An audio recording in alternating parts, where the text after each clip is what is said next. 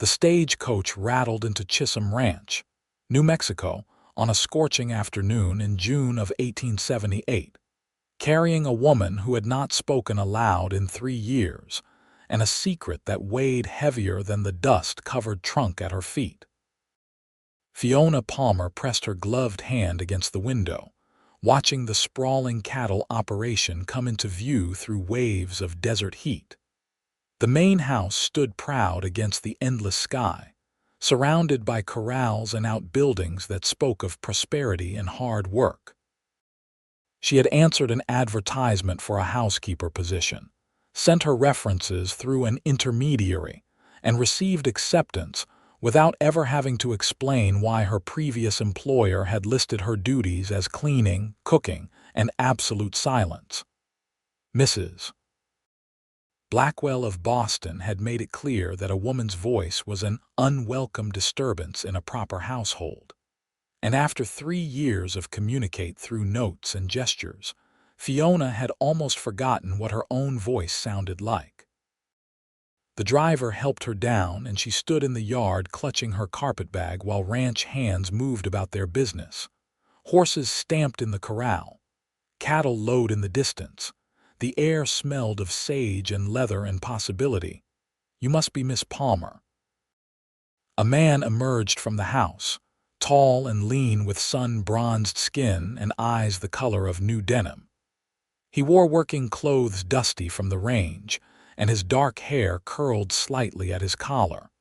He looked to be in his mid-20s, perhaps a year or two older than her own 22 years. "I'm Nathan Jameson. I manage this section of the ranch for Mr. Chisum." Fiona nodded, her throat tight with the familiar anxiety that came with meeting new people. She reached into her bag for the small notebook she carried everywhere. Nathan watched her write with a furrowed brow.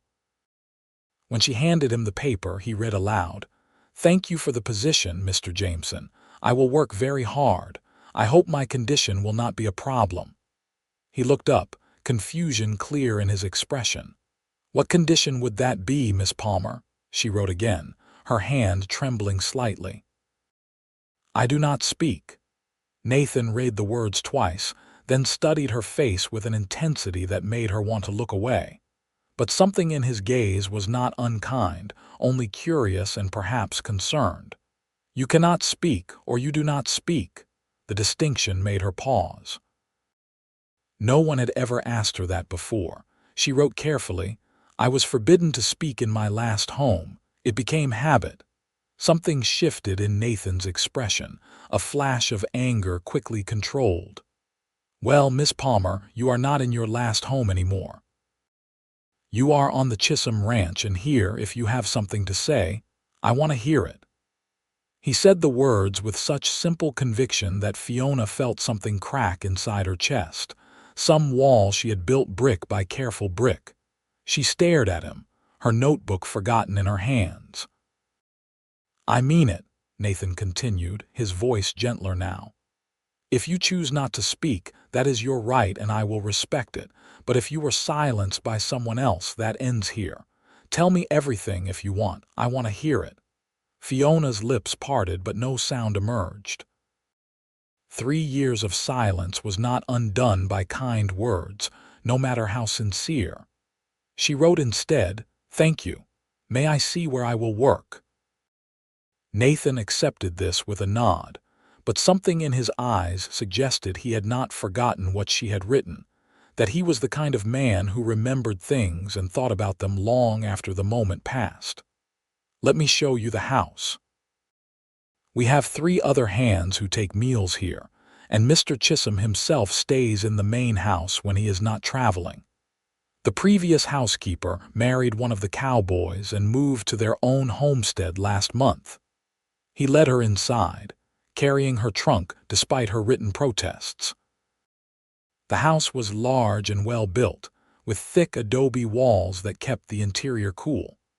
The kitchen was spacious with a good cast iron stove, and the pantry was stocked with supplies. Nathan showed her the dining room, the parlor, and finally a small bedroom off the kitchen that would be hers. "It is not fancy," he said, setting her trunk by the narrow bed. "But the window faces east, so you will get morning light." Fiona wrote, "It is perfect. Are you hungry? Thirsty? It is a long journey from wherever you came from." Nathan leaned against the doorframe, somehow managing to look both relaxed and alert, like a man accustomed to watching the horizon for trouble. She was both, but she shook her head out of habit. In Mrs. Blackwell's house, she had eaten only after everyone else was served, and only what remained. Nathan's eyes narrowed slightly, as if he could read the history written in that automatic refusal. "Miss Palmer, if you are going to keep house here, you need your strength. I will not have you fainting in the heat because you are too polite to eat. There is cold chicken and fresh bread in the kitchen. I will make coffee." Before she could write a response, he was gone, his boots echoing on the wooden floors. Fiona sat on the edge of the bed, her hands folded in her lap, trying to understand this place where a ranch manager made coffee for the housekeeper, and insisted that silence was a choice, not a requirement. She found him in the kitchen, working the pump to fill the coffee pot. The muscles in his forearms flexed with the motion, and she found herself noticing the capable way he moved, like a man comfortable in his own skin and confident in his place in the world. "Sit," he said, nodding to the table. "Unless you would rather unpack first."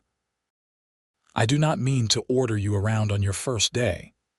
Fiona wrote quickly, "You are being kind, not ordering. Good. I would hate to start off on the wrong foot." He smiled at her then, a genuine expression that reached his eyes and made him look younger, less weathered by whatever hardships had brought him to this remote corner of New Mexico. "I will be honest with you, Miss Palmer. We need help here, and I am glad you have come. But I also need to know if there is anything you require, anything that would make your work easier or your situation more comfortable." She wrote, "Why do you care?" Nathan lit the stove with practiced ease before answering. "Because I have been in situations where I had no voice, no power to change my circumstances. It is not a good feeling. I would not wish it on anyone else." There was a story there. Fiona could sense it in the way his jaw tightened and his gaze turned distant. But before she could decide whether to ask, the door banged open and 3 men tramped inside, their spurs jingling and their faces streaked with dust. "Nathan, we have got trouble with that fence line near the speaker." A stocky man with a thick mustache stopped short when he saw Fiona. "Oh. Sorry, miss. Did not know we had company." "This is Miss Palmer, our new housekeeper," Nathan said, making introductions with easy courtesy. "Miss Palmer, these are some of the hands who work this section. That is Tom Rivera, and behind him are Charlie Webb and Dutch Morrison." The men nodded respectfully, removing their hats. Tom Rivera did most of the talking, explaining something about broken fence posts and possible rustlers, while Fiona sat quietly at the table and Nathan poured coffee for everyone. "Miss Palmer does not speak," Nathan said, his tone casual but with an edge that suggested he would not tolerate rudeness. "She writes when she needs to communicate. I expect you all to treat her with the same respect you would give any lady." "Of course," Tom said immediately, and the others echoed the sentiment. They seemed like decent men, rough around the edges but not unkind. After discussing the fence situation with Nathan, they excused themselves to wash up before supper. "They will expect a meal around 6, Nathan said once they were alone again. "Nothing fancy, just something filling. There is beef in the cold cellar and vegetables from the garden. I can show you where everything is." Fiona wrote, "I can manage. It is why I am here." "Still, let me help you get settled today." Nathan set a plate of food in front of her and poured coffee with the ease of a man who had done for himself before. "Tomorrow you can take over properly." They ate in companionable silence, and Fiona found herself stealing glances at him when she thought he was not looking. He had strong features, a straight nose and a firm jaw, and there was something steady about him that made her feel unexpectedly safe. When he caught her looking, he did not leer or make her feel uncomfortable. He simply smiled and asked if she needed more coffee. After the meal, Nathan showed her the cold cellar, the garden, and the spring house where dairy was kept cool. He introduced her to the ranch's biscuit-colored dog, a friendly mutt named Biscuit who had apparently been named by someone with no imagination but a good heart. He explained the routines of the household, the preferences of Mr. Chisum who would be returning in a week, and the general rhythms of ranch life. "We are busy this time of year," he said as they walked back to the house in the golden light of late afternoon. "Branding, moving cattle, keeping up with all the maintenance a place like this requires. But if you need anything at all, you come find me." "Understood," Fiona wrote. "Why are you being so kind to me?" Nathan stopped walking and turned to face her fully. Around them, the ranch was alive with the sounds of evening, horses being settled for the night, men calling to each other in easy camaraderie, the endless whisper of wind through grass. "Because kindness costs nothing and means everything," he said simply. "And because something tells me you have not had nearly enough of it in your life." The observation was so accurate it hurt. Fiona felt tears prick her eyes and she blinked them back furiously. She would not cry on her first day. She would not be weak. "It is not weakness to feel things," Nathan said quietly, as if he could read her mind. "It is not weakness to accept help or kindness. Real strength is knowing when you need both." She wanted to write something in response, but her hands were shaking too badly to hold the pencil steady. Instead, she simply nodded, and Nathan seemed to understand that this was all she could manage in the moment. "Come on," he said gently. "I will help you prepare supper and then you can rest. Tomorrow will come soon enough." They worked together in the kitchen, an unlikely partnership between the ranch manager and the silent housekeeper. Nathan proved surprisingly competent, peeling potatoes while Fiona prepared beef and gravy. He talked as they worked, easy stories about the ranch and the country, about his horse named Ranger and the time Dutch Morrison accidentally branded himself instead of a calf.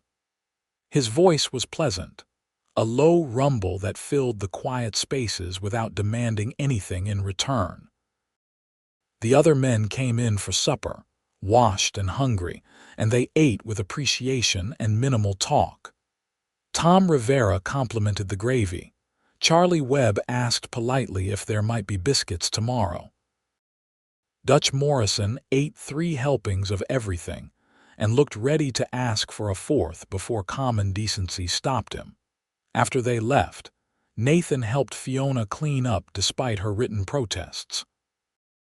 "My mother would tan my hide if she knew I let a lady do all the work on her first day," he said with a grin. "Besides, I am already here. Might as well make myself useful." "Where is your mother now?" Fiona wrote, then hesitated before showing him. The question felt personal, perhaps too personal for a first day, but Nathan answered readily enough. "She passed when I was 16. Fever. My father followed her within the year. I think he died of a broken heart as much as anything else. They were devoted to each other." He dried the last plate and set it carefully on the shelf. "I have been on my own since then, working various ranches and learning the trade. Mr. Chisum hired me 3 years ago and I have been here since." Fiona wrote, "I am sorry about your parents. Thank you. It was a long time ago, but I still miss them." Nathan folded the dish towel with precise movements. "What about your family, Miss Palmer? Do they know you are here?" she wrote slowly, the words harder to form than they should have been. "My parents died when I was 17. I have been working as a housekeeper since then. No other family." Then we are both orphans in this world, Nathan said softly, but perhaps that means we understand each other a bit better than most. Their eyes met across the kitchen, and something passed between them, a recognition of shared loss and shared resilience. Fiona felt her breath catch, felt something shift in her chest like a door opening after being locked for too long. Nathan cleared his throat and looked away first. You should rest now. Tomorrow will be a full day, and you need to recover from your journey. Fiona nodded and retreated to her small room, closing the door behind her with a soft click. She unpacked her few belongings by lamplight, her mind full of the day's events and the unexpected kindness of Nathan Jameson. When she finally lay down in the narrow bed, she was exhausted but strangely hopeful, as if she had stumbled into a life she had not known she was allowed to want. The next morning, Fiona woke to the sound of roosters and the soft pink light of dawn. She dressed quickly in a simple calico dress and apron, pinned her auburn hair into a neat bun, and made her way to the kitchen. Nathan was already there, stoking the fire in the stove. "Morning," he said, looking up with that easy smile. "I started the fire so you would not have to. Coffee will be ready in a minute." Fiona wrote, "You do not have to do that. It is my job. I know, but I was up anyway, and old habits die hard." He poured 2 cups of coffee and handed her one. "How did you sleep?" she wrote. "Well, thank you, and you?" "Like a rock, as always. One of the few advantages of hard physical work, you are too tired not to sleep." He leaned against the counter, cradling his coffee cup in both hands. "What is your plan for today?" Fiona wrote out a list. Breakfast for the men, laundry, cleaning the main rooms, preparing lunch and dinner, baking bread if there was time. Nathan read it and nodded approvingly. "That is ambitious. If you need help with anything heavy, come find me or one of the other men. Do not try to move furniture or haul water by yourself."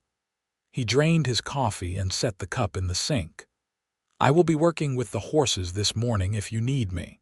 After he left, Fiona set to work with a will. She made a hearty breakfast of eggs, bacon, and fried potatoes that the men devoured with satisfying speed. Then she tackled the laundry, hauling water and scrubbing clothes on the washboard until her arms ached. She hung everything on the line to dry in the hot sun, then returned to the house to sweep and dust. As she worked, she found herself humming softly, a habit she had thought long dead. The sound startled her so much she stopped immediately, looking around as if expecting Mrs. Blackwell to materialize and scold her for the noise. But there was no one, only the empty parlor and the dust motes dancing in the sunlight. Slowly, carefully, she began to hum again. The melody was one her mother had sung when Fiona was a child, a simple tune about a lark in the morning. It felt strange to make sound after so long, but also right, as if she was reclaiming something stolen. She was so absorbed in her work and her humming that she did not hear Nathan enter until he spoke. "That is a pretty song." Fiona spun around, her heart hammering, her hand flying to her throat. Nathan held up both hands in a gesture of peace. "I am sorry, I did not mean to startle you. I came to get a drink of water." He studied her flushed face with concern. "Are you all right?" She nodded quickly, then wrote, "I did not hear you, I was humming." "I know, it was nice." He moved to the kitchen and pumped water into a cup, drinking deeply before refilling it. "You have a good sense of melody. Did your mother teach you that song?" Fiona wrote. "Yes." "How did you know?" "Lucky guess. There is a sweetness to it that speaks of childhood and safety." He set the cup down and leaned against the doorframe again, that casual posture she was beginning to recognize as characteristic. "Miss Palmer, may I ask you something personal?" She hesitated, then nodded. "Why did your previous employer forbid you to speak?" What reason could possibly justify that? Fiona's hand trembled as she wrote. Mrs. Blackwell said that a woman's voice was an offense to God and nature. She said that servants should be seen and not heard, and that my voice was particularly grating. After a while, it was easier not to speak at all. Nathan's face darkened with anger, his jaw clenching tight. That woman was a fool and a tyrant. There is nothing wrong with your voice, and there is certainly nothing ungodly about it. You have every right to speak, to sing, to make whatever sounds you damn well please. The vehemence in his tone surprised Fiona. She wrote, "You seem very angry on my behalf." "I am. I despise bullies, and I especially despise those who use religion or social position to justify cruelty." He took a breath, visibly calming himself. "I am sorry. I should not curse in your presence or burden you with my temper. But it angers me to think of you being silenced for 3 years because some bitter old woman decided your voice was an inconvenience." Fiona found herself writing before she could reconsider. "No one has ever defended me like this before." Nathan's expression softened. "Then the people in your life have been fools. You deserve defending, Miss Palmer. You deserve kindness and respect and the freedom to be yourself, whatever that looks like." She stared at the words in her notebook, then at Nathan's earnest face, and felt something warm and unfamiliar bloom in her chest. It took her a moment to recognize the feeling as hope. The days that followed fell into a pleasant rhythm. Fiona managed the household with quiet efficiency, cooking meals that the men praised lavishly, keeping the house clean and orderly, tending the garden and the chickens. Nathan was a constant presence, always nearby if she needed help, always ready with a smile or a story or a simple kindness. He brought her wildflowers from the prairie and put them in a jar on the kitchen table. He fixed the squeaky hinge on her bedroom door without being asked. He sat with her in the evenings after supper, talking about his day while she wrote responses, and he never seemed impatient with the slow pace of their conversations. The other men were friendly too. Tom Rivera taught her the Spanish names for various cooking herbs. Charlie Webb helped her hang laundry when the wind was fierce. Dutch Morrison whittled her a new clothespin when several broke, his big hands surprisingly deft with the knife. But it was Nathan who occupied her thoughts more and more. Nathan who made her heart beat faster when he walked into a room. Nathan who looked at her like she was someone worth seeing, worth knowing, worth caring about. 2 weeks after her arrival, Mr. Chisum returned to the ranch. He was an imposing man in his late 40s, weathered and shrewd, with the air of someone who had built an empire through determination and grit. He greeted Fiona with distant politeness, read her note of introduction without comment, and pronounced himself satisfied with the state of the house. "Nathan speaks highly of your work," he said, studying her with keen eyes. "Says you are the best housekeeper we have had. I trust his judgment." Fiona ducked her head in acknowledgement, pleased by the praise even if it had come second-hand. That evening, Nathan was quieter than usual as they cleaned up after supper. Mr. Chisum had retired to his study with paperwork, and the other men had gone to the bunkhouse, leaving Nathan and Fiona alone in the kitchen. "Is something wrong?" Fiona wrote, passing him the note. Nathan dried his hands on a towel and sighed. "No, nothing is wrong exactly, I am just thinking." "About what?" she wrote. He hesitated as if weighing his words carefully. "About you, if I am being honest. About how much I have come to enjoy our evenings together, our conversations even though they are one-sided. About how I find myself looking for excuses to come to the house during the day just to see you." Fiona's heart began to pound. She wrote with shaking hands, "Why are you telling me this?" "Because I believe in honesty, and because I think you deserve to know that you are not just the housekeeper to me. You are someone I care about, someone I think about far more than is probably appropriate given our respective positions here." Nathan set the towel aside and looked at her directly, his blue eyes intense. "I am not good with fancy words, Miss Palmer.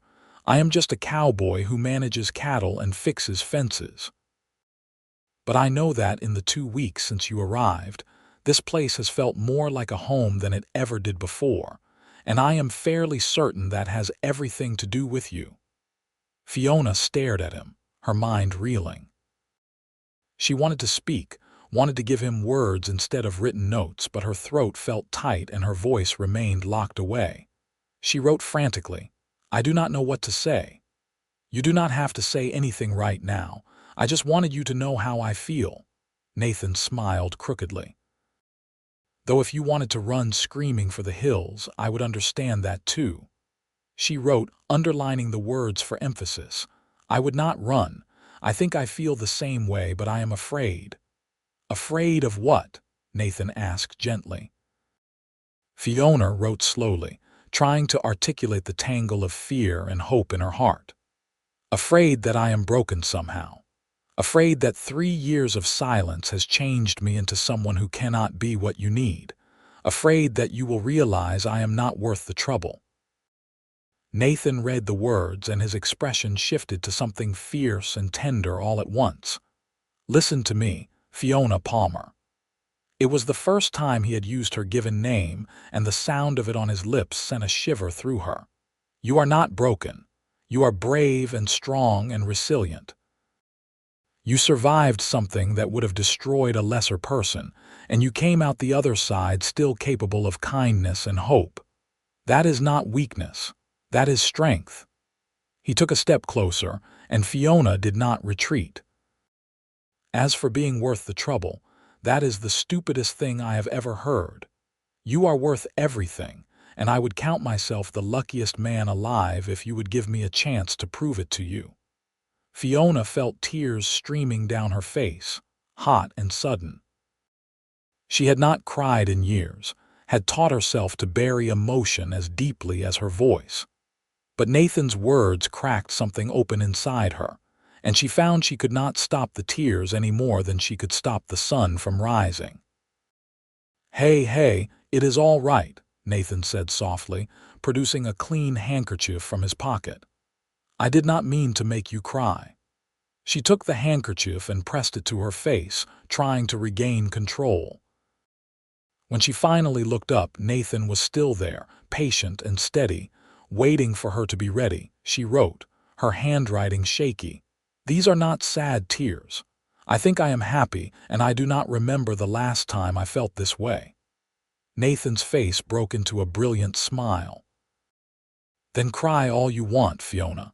Cry until you are empty of every tear you have been holding back. I am not going anywhere." And he did not.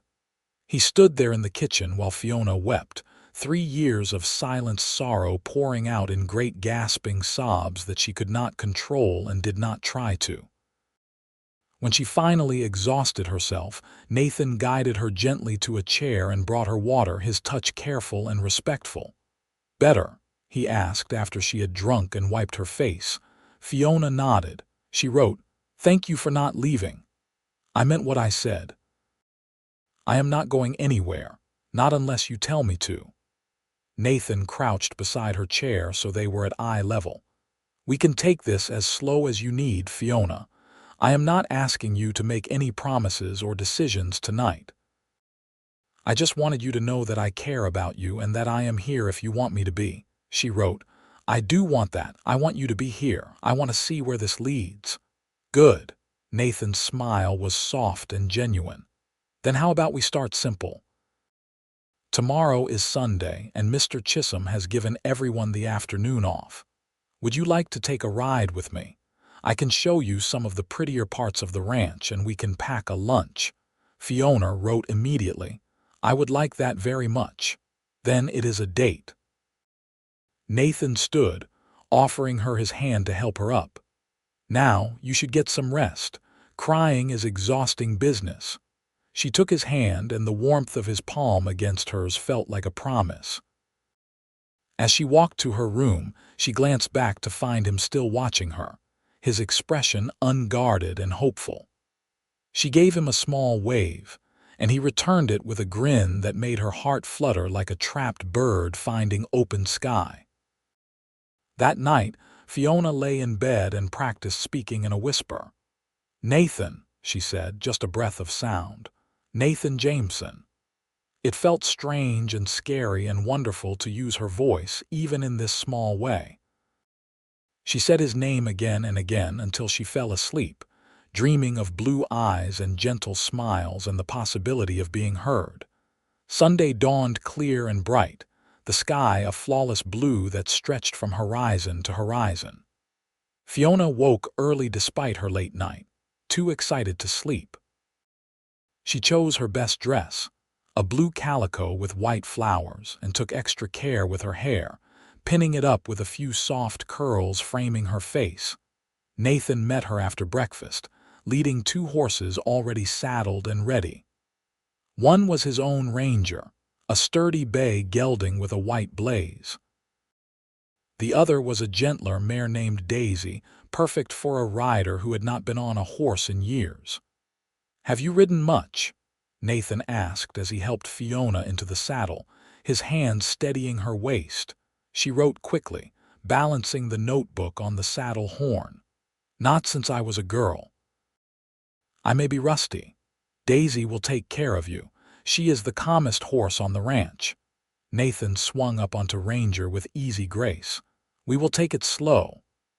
They rode out across the ranch lands, following trails that wound through sage-dotted prairie and along the banks of a seasonal creek.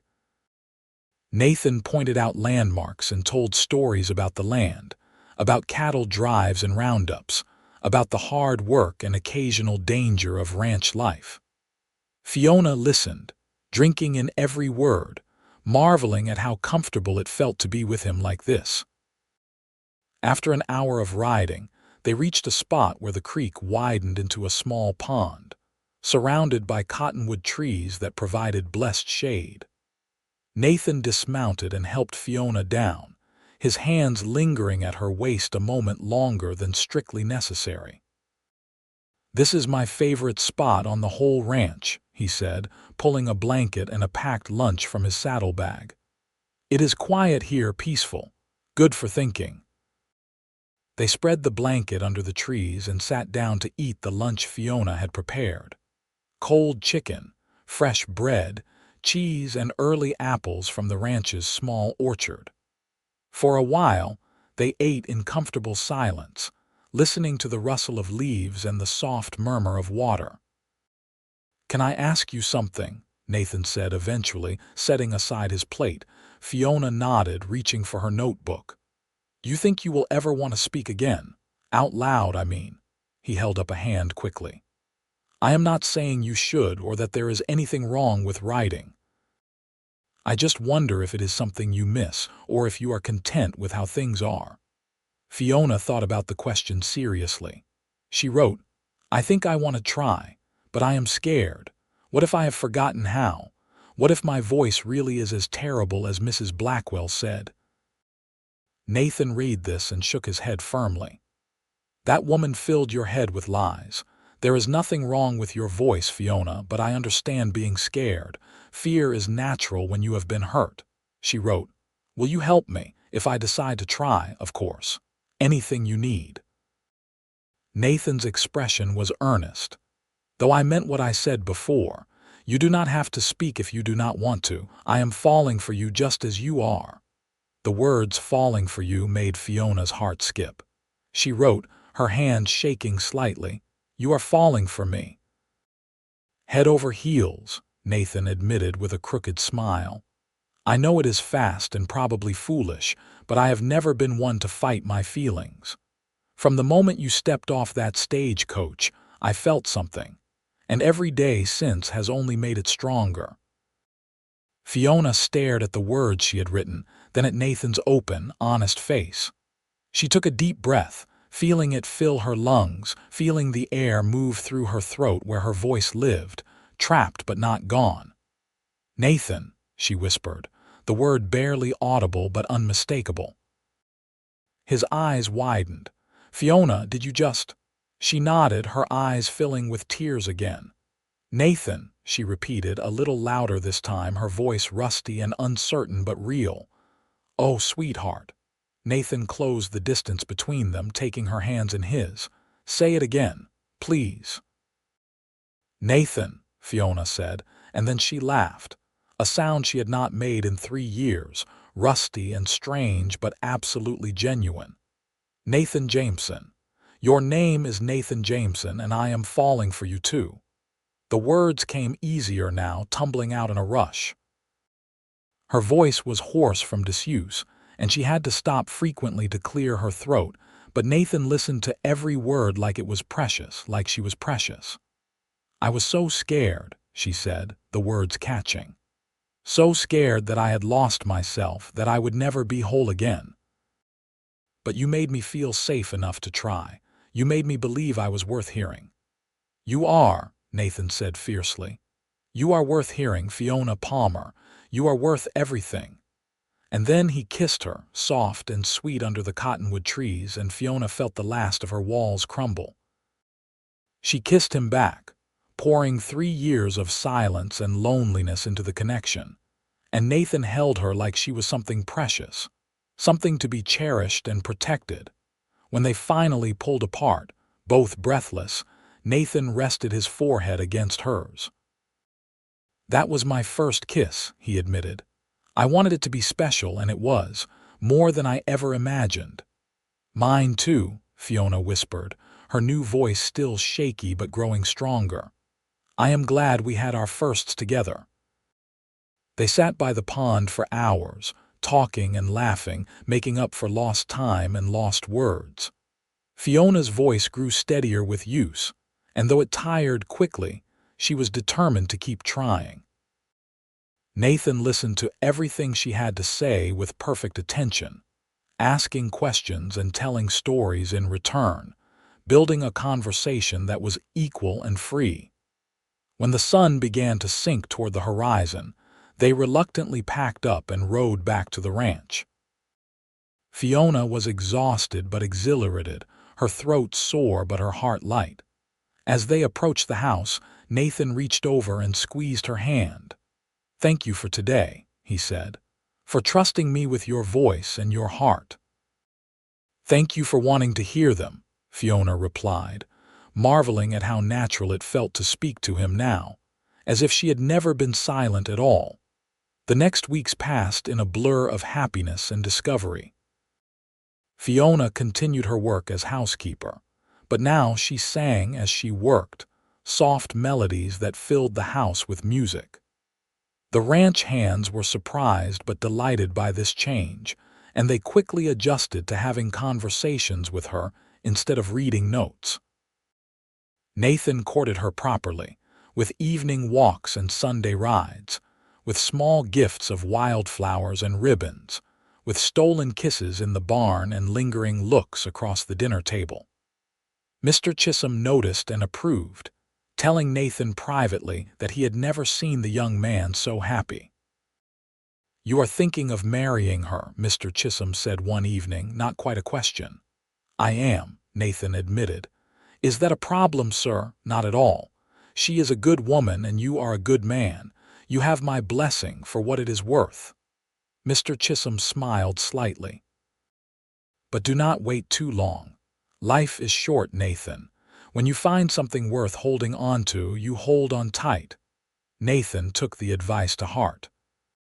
3 months after Fiona arrived at the Chisum Ranch, on a September evening when the air was finally cooling from the summer heat, he asked her to marry him. They were at their spot by the pond, watching the sunset paint the sky in shades of orange and pink. Nathan had been quiet all evening, and Fiona could sense his nervousness even before he took her hand. Fiona Palmer, he said, his voice steady despite the emotion in his eyes. These past months with you have been the happiest of my life. You have brought joy and music and love into a world that was empty before you came. I know I am just a cowboy, and I cannot offer you fancy things or an easy life. But I can offer you my heart, completely and forever. Will you marry me? Fiona felt tears spill down her cheeks, but she was smiling so hard her face hurt. "Yes," she said, her voice clear and strong. "Yes, Nathan, I will marry you. I love you with everything I am." Nathan whooped with joy and swept her into his arms, spinning her around until they were both dizzy and laughing. When he set her down, he kissed her thoroughly, and Fiona kissed him back with equal enthusiasm, no longer shy or uncertain but confident in their love. "I do not have a ring yet," Nathan admitted sheepishly, "but I will get you one, the prettiest one I can find." "I do not need a ring," Fiona said, cupping his face in her hands. "I just need you." "You have me," Nathan promised. "For as long as you want me, you have me." They married 6 weeks later in Chisum Ranch's small church, with the ranch hands and neighboring families in attendance. Fiona wore a simple white dress that she had sewn herself, and Nathan wore his best suit with a bolo tie decorated with turquoise. Tom Rivera stood up as Nathan's best man, and the wife of a neighboring rancher acted as Fiona's matron of honor. The ceremony was short and sweet, presided over by a circuit preacher who passed through once a month. When the preacher asked if Fiona would take Nathan as her husband, she said, "I do," in a voice that carried to the back of the room, clear and certain and free. Nathan's vows were simple but heartfelt. "Fiona, I promise to cherish your voice and your silence, your strength and your vulnerability, your laughter and your tears. I promise to be your partner in all things, to listen when you speak and to hold you when words are not enough. I promise to love you today, tomorrow, and for all the days that follow." There was not a dry eye in the church. After the ceremony, there was a celebration at the ranch with food and music and dancing. Fiona danced with Nathan, with Mr. Chisum, with Tom Rivera and all the other ranch hands, her face flushed with happiness, and her voice raised in song when the musicians played familiar tunes. As the party wound down and guests began to depart, Nathan pulled Fiona aside. "Ready to see your wedding present?" he asked with a mysterious smile. "I thought we agreed not to exchange gifts," Fiona said, curious despite her protest. "I lied." Nathan took her hand and led her away from the main house, toward a smaller building that Fiona had assumed was just another storage shed. But when Nathan opened the door, she gasped. Inside was a cozy house, small but beautifully appointed with furniture Nathan had clearly been working on for weeks. There was a bedroom with a handmade bed frame and a quilt in shades of blue and white. There was a sitting area with 2 comfortable chairs positioned near a small fireplace. There was even a tiny kitchen with a new cast iron stove.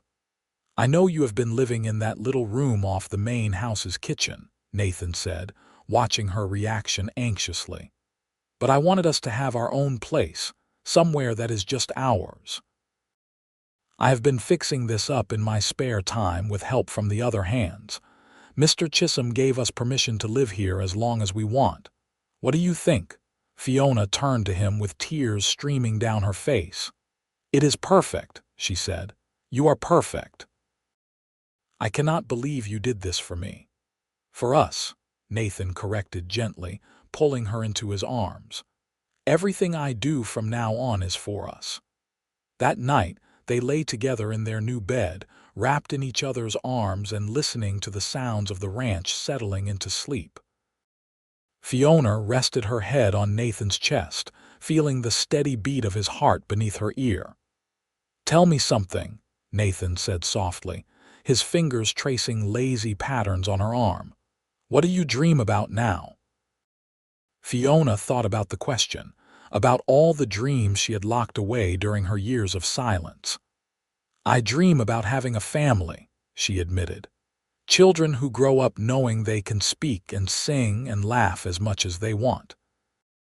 I dream about growing old with you, about building a life that is full of love and freedom." "I like those dreams," Nathan said, and I promised to do everything in my power to make them real. And he did. Over the years that followed, Nathan and Fiona built a life together that was rich in all the ways that mattered. They worked side by side on the ranch, Nathan managing the cattle operation and Fiona overseeing the household, and eventually taking on the books when Mr. Chisum's eyesight began to fail. Their first child, a boy they named Thomas after Tom Rivera, who had become a dear friend, was born in the spring of 1880. Fiona sang to him constantly, lullabies and folk songs, and made up tunes, determined that her son would grow up surrounded by music and love.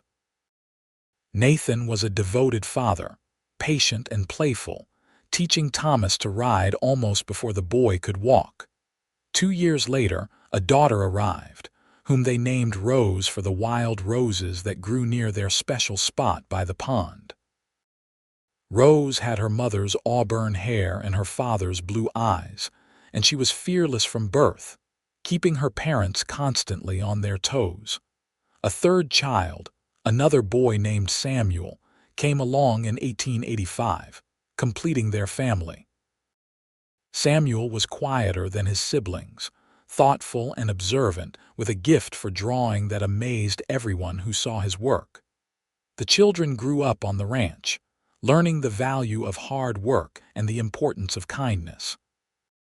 Fiona told them stories about their parents' courtship, about how their father had given their mother back her voice through love and acceptance.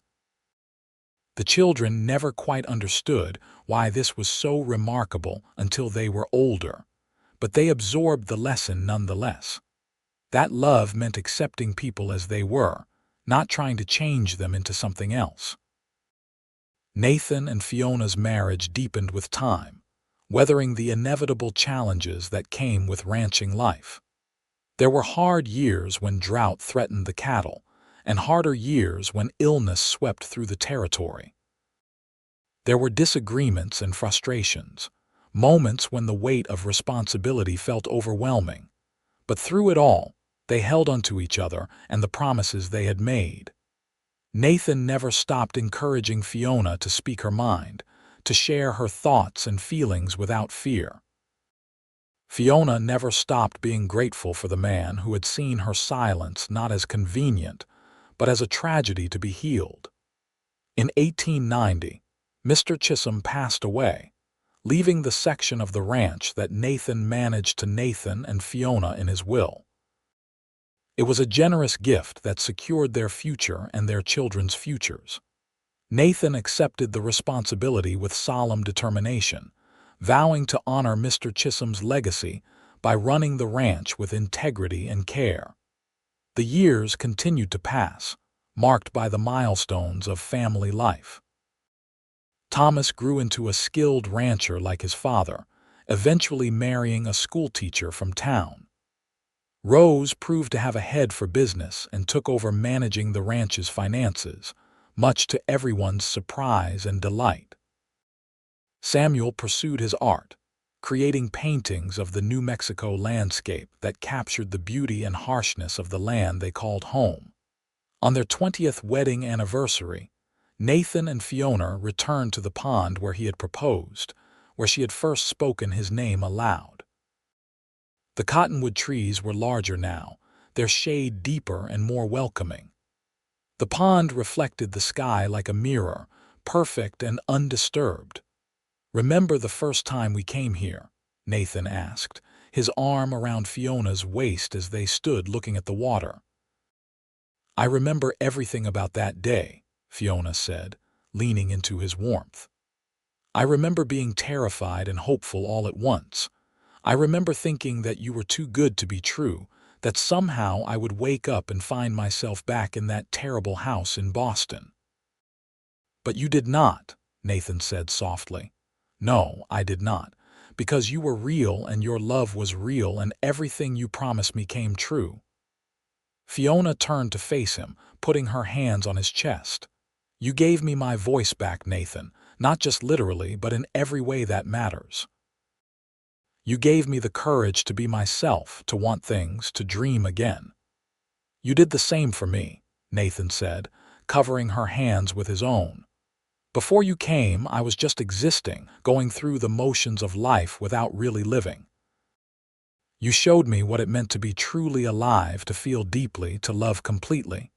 You made me whole. They kissed then, a long, sweet kiss that tasted of 20 years of love and partnership, of shared joys and survived sorrows, of promises kept and dreams realized. As the sun set over the New Mexico landscape, painting the sky in brilliant shades of red and gold, Nathan and Fiona walked back to their horses hand in hand.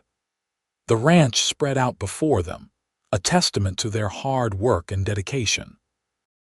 Somewhere in the distance, they could hear their children calling to each other, their voices carrying on the evening breeze. "We did good, did we not?" Nathan said, gesturing to the land and the life they had built. "We did better than good," Fiona replied, her voice strong and clear after all these years. "We did magnificent," and they had. From the ashes of Fiona's silenced past, they had built a future filled with sound and fury and love, with voices raised in laughter and song, with the steady rhythm of a life well lived. The woman who had once been forbidden to speak had found not just her voice but her purpose, her partner, her home. The seasons continued their endless cycle on the ranch. Spring brought new calves, and the backbreaking work of branding and moving herds to summer pasture. Summer blazed hot and bright, testing both man and beast with its relentless heat. Fall offered relief and the satisfaction of a successful year, cattle fattened and ready for market. Winter, though mild by northern standards, still brought cold nights and the occasional snow that transformed the desert landscape into something magical and strange. Through all of it, Nathan and Fiona remained constants in each other's lives, their partnership deepening with each passing year. They developed the kind of shorthand that long-married couples share, able to communicate volumes with a glance or a touch.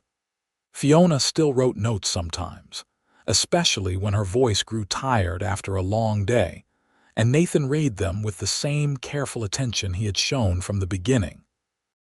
Their children grew and changed, developing into capable adults who made their parents proud. Thomas took over more and more of the ranch's daily operations, allowing Nathan to slow down as his joints began to ache and his hair turned silver. Rose married a banker from Roswell and divided her time between managing the ranch's books and raising her own growing family.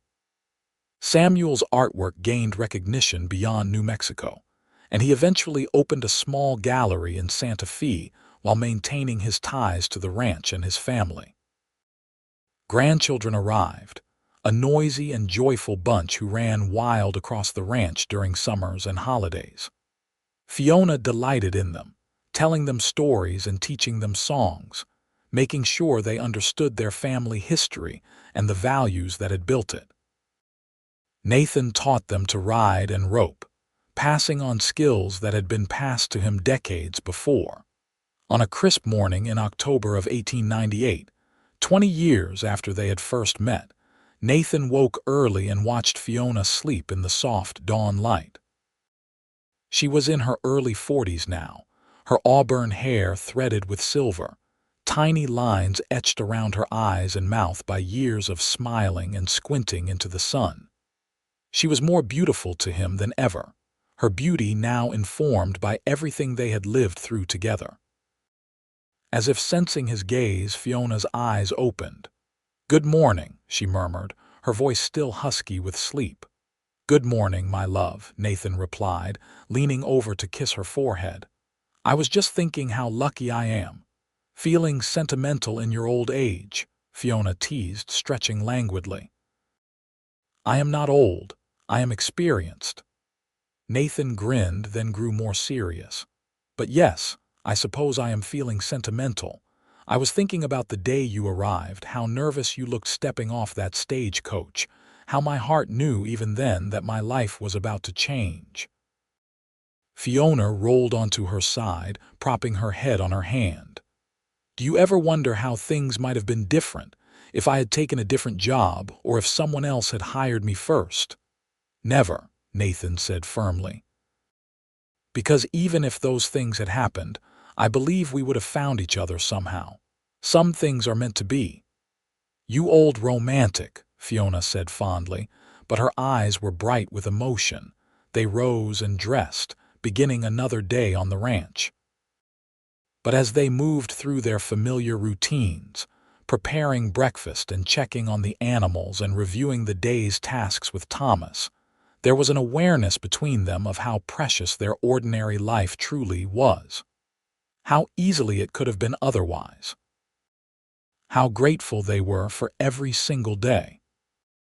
That evening, after supper had been eaten and cleaned up, after the grandchildren had been tucked into bed in the main house where they were visiting, Nathan and Fiona sat on the porch of their little house and watched the stars emerge one by one in the darkening sky. "Tell me everything," Nathan said suddenly, using the words he had spoken to her on that first day 20 years ago. "Everything you are thinking, everything you are feeling. I want to hear it." Fiona smiled, recognizing the echo of that first conversation. "I am thinking that I am happy," she said simply. "I am thinking that against all odds, against a past that tried to break me and silence me forever, I found love and home and purpose. I am thinking that every hard thing I survived was worth it because it led me here to you, to this life we have built." She paused, looking at Nathan's familiar face in the starlight. "I am feeling grateful beyond words. Grateful for a man who saw my silence as something to be healed, not exploited. Grateful for children and grandchildren who fill this place with noise and joy. Grateful for every sunrise and sunset, every season turned, every challenge met and overcome together. I am feeling loved," she continued, her voice thick with emotion. "Loved in a way I never thought possible. Loved for who I am, not who someone else wanted me to be. And I am feeling like the luckiest woman who ever lived." Nathan reached for her hand, lacing their fingers together. "I am the lucky one," he said. "You gave me everything, Fiona, everything that matters." They sat in comfortable silence for a long while, hands clasped, hearts full, listening to the night sounds of the ranch around them. Somewhere in the distance, a coyote called to the moon. Closer by, the horses shuffled and stamped in the corral. Inside the house, a child cried out in sleep and was soothed by soft parental murmurs. It was an ordinary evening in an ordinary life, and it was everything. The years continued to roll forward with their relentless momentum. Nathan and Fiona celebrated their 25th anniversary, then their 30th. Their children had children, who in turn began to marry and start families of their own. The ranch prospered under Thomas's management, adapting to the changing times while holding on to the core values that Nathan and Fiona had instilled. Technology crept into their world slowly but surely. Automobiles began to appear on the roads, though horses remained more practical for ranch work. Telephone lines reached even remote areas, connecting communities that had once been isolated.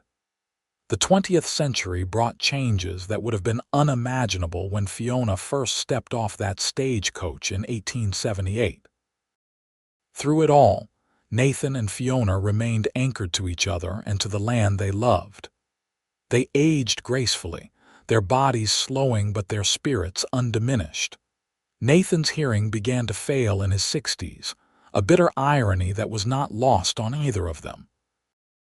The man who had insisted on hearing Fiona's voice now struggled to catch her words. But Fiona adapted with patience and love, speaking more clearly and standing closer when they talked.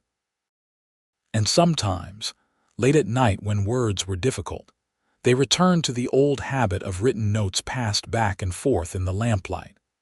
It felt like coming full circle, returning to where they had started but transformed by decades of love and partnership. On a warm spring morning in 1918, 40 years after they had first met, Nathan did not wake up. He died in his sleep with Fiona beside him, peacefully and without pain, slipping from one world to the next as easily as breathing. Fiona felt the absence immediately, that terrible stillness where Nathan's breathing should have been. She lay beside him for a long time, holding his cooling hand, saying goodbye in the quietest way she knew how. When she finally rose to tell their children, her first thought was gratitude that they had been blessed with so many years together, that Nathan had never had to face the world without her first. The funeral was attended by everyone in the territory who had known Nathan Jameson. They came to honor a man who had been fair and honest, who had treated everyone with respect regardless of their station, who had loved his wife and children with a devotion that was legendary in a time and place where such things were not always guaranteed. Fiona stood at the graveside, her children and grandchildren gathered around her, and she spoke the eulogy herself. Her voice, though aged, was still clear and strong, carrying across the assembled crowd. "Nathan Jameson was my husband, my partner, my best friend and the love of my life," she said. "He was also the man who gave me back my voice when others had tried to take it away forever. He taught me that I was worthy of being heard, worthy of love, worthy of dreams and hopes and happiness." She paused, looking at the faces of their descendants, seeing Nathan's features echoed in various combinations with her own. "He taught me that true strength lies not in domination but in partnership. That real love means accepting someone exactly as they are while helping them become who they want to be. That a life built on kindness and honesty and hard work is a life worth living. I will miss him every day for whatever time I have left," Fiona continued, her voice breaking slightly but not faltering. "But I will not despair, because I know how blessed I was to have him at all. 40 years of love and laughter and partnership, that is a gift beyond measure, and I am grateful for every single moment." She lived for 7 more years, those years filled with the love of her family, and the satisfaction of seeing the ranch continue to thrive under Thomas's capable management. She told her grandchildren and great-grandchildren stories about Nathan, keeping his memory vivid and alive. She returned often to the pond where he had proposed, where she had first spoken his name, and she talked to him there, trusting that somehow, somewhere he could hear her. On a quiet evening in September of 1925, with her children gathered around her bed and her hand held gently by her eldest son, Fiona Palmer Jameson took her last breath. She was 69 years old, and she died as she had lived the last 47 years of her life surrounded by love, secure in the knowledge that she was valued and heard and cherished. They buried her next to Nathan, their graves side by side under the wide New Mexico sky. The headstones were simple but eloquent. Nathan Jameson, 1853-1918, beloved husband, father, grandfather. He listened with his heart. Fiona Palmer Jameson, 1856-1925, beloved wife, mother, grandmother. She found her voice and never lost it again. The ranch continued under the stewardship of their descendants, each generation adding their own chapter to the story while honoring the foundation that Nathan and Fiona had built. The little house where they had lived remained standing, preserved as a reminder of where it had all begun. The pond where Nathan had proposed became a place where subsequent generations of the family went to think and dream and plan their futures. The story of Nathan and Fiona became family legend, told and retold until it took on an almost mythical quality. But at its heart, it remained what it had always been: a simple story about a woman who had been silenced and a man who had insisted she deserved to be heard.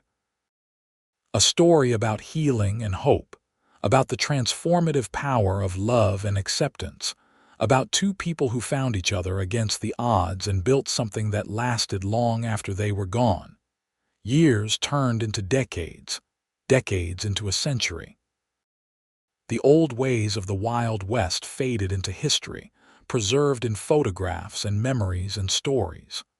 But the land remained, and the descendants remained, carrying forward the values and the love that had started with a silent woman and a cowboy who had said, "Tell me everything.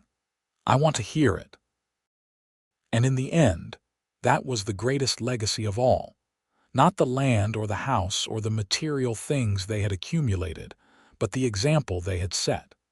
The proof that kindness matters, that love heals, that everyone deserves to be heard. That a life built on these principles, however humble its beginnings, can echo through generations and change the world in ways both large and small. The sun set over the ranch one final time in our story, painting the sky in shades of red and gold. The cattle lowed in the distance. The horses stamped and whinnied in the corral. Children played in the yard of the main house, their laughter carrying on the evening breeze. And if you listened very carefully, if you knew where to go and what to listen for, you could almost hear it. The sound of a woman singing as she worked, her voice clear and free and unafraid. The sound of a man's deep laughter in response. The sound of two people who had found each other in the vast wilderness of the world and had held on tight, building a love that lasted not just a lifetime but forever. Their story was complete, their journey finished, their love eternal. And that, after all, was exactly as it should be.